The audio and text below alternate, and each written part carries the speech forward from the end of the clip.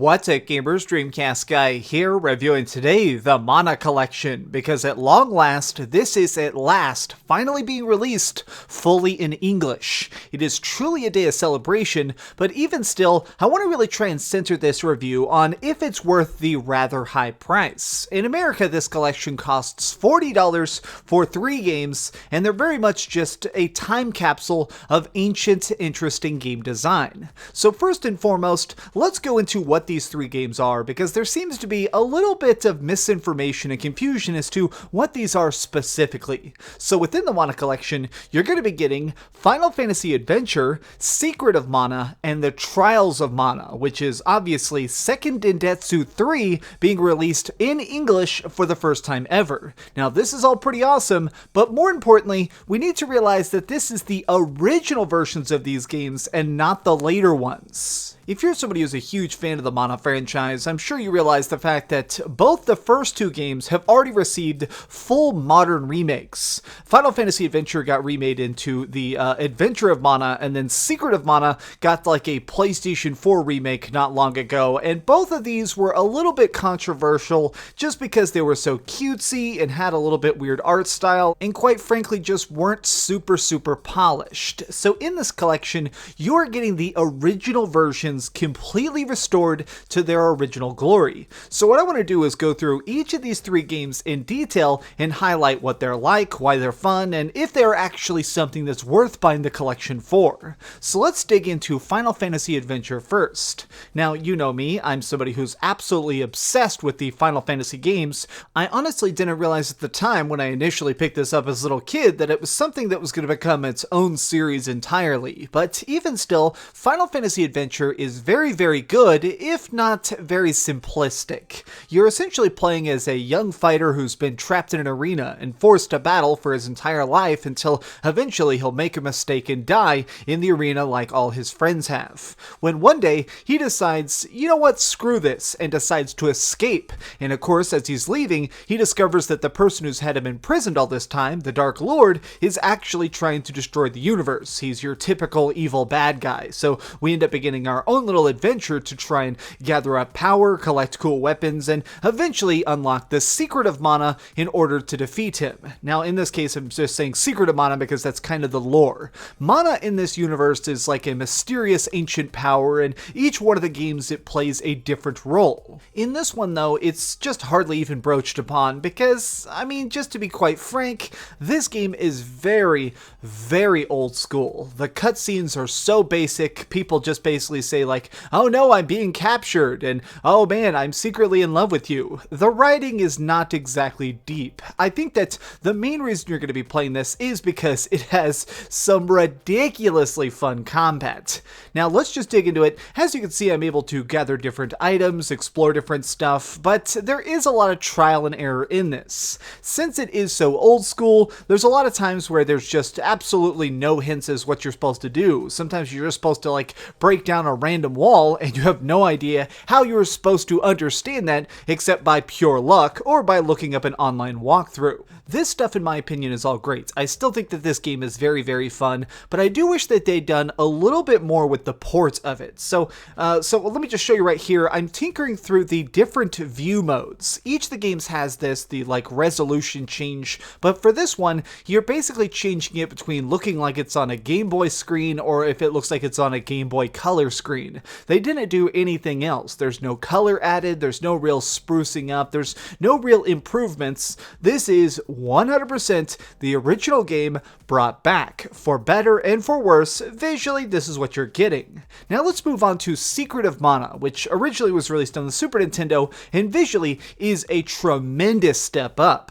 In general, this is considered perhaps the very best game in the entire franchise because it just has a cool story, a great main character, and some really good combat. But to me, what really struck me the most is I do just absolutely love the art style. Everything is just bursting with so much color. It is so unapologetically bright and ridiculous. It's so gleeful in a way that a lot of other games don't even bother trying to replicate. As I was playing through this, I noticed that it's very very, very sharp. It's very nice to be able to go back into this game, but more than that, I think that it runs very, very well on Switch. I've seen this game have some bad emulation here and there, and they've certainly put it on some tech where it doesn't belong, but here, it's great. It's cool to be able to play through this again and just basically chop up different weird mushroom people, gather up weapons, and see this old school story once again.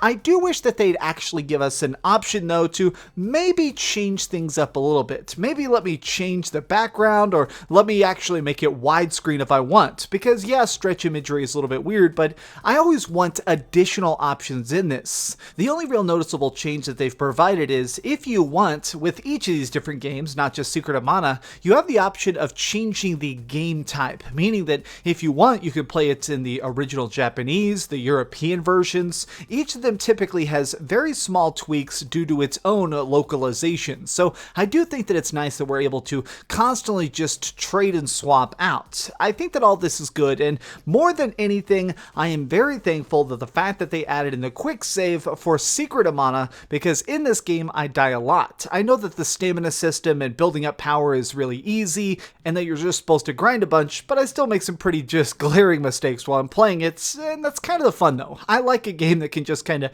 kick my butt and punish my mistakes, and Secret of Mana absolutely does that.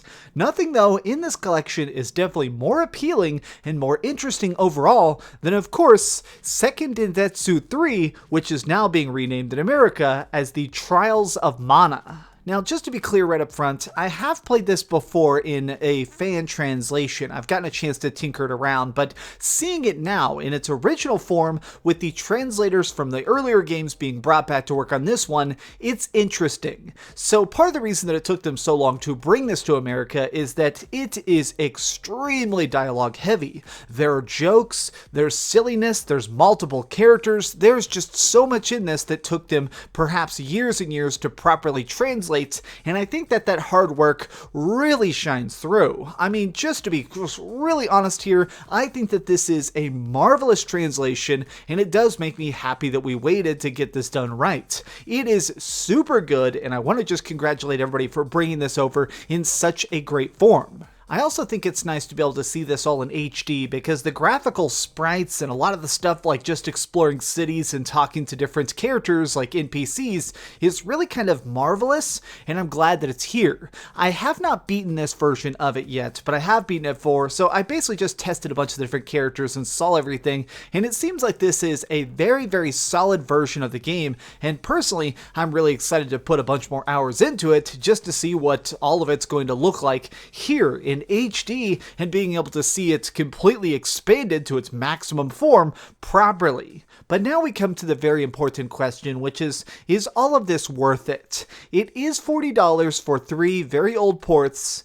but is it something that's worth purchasing, and will it give you your money's worth in raw time? To me, personally, I think that this is very much worth it if you are interested in the genre. This is for people who are already into hack and slash RPGs. I do think that there is a little bit of a bar that you have to cross when learning this. It is different. It is technical. It is something that's going to punish your mistakes, and you need to be ready to just constantly quick save and constantly look up guides if you have to, and constantly just be okay with dying to a really cheap boss attack. I mean, when it really comes down to it, for better or for worse, this is the ultimate mana collection, and if that's what you're looking for, it is absolutely going to provide it. Okay, so we've heard some good and some bad, but let's go over the ratings board and put a big number on it.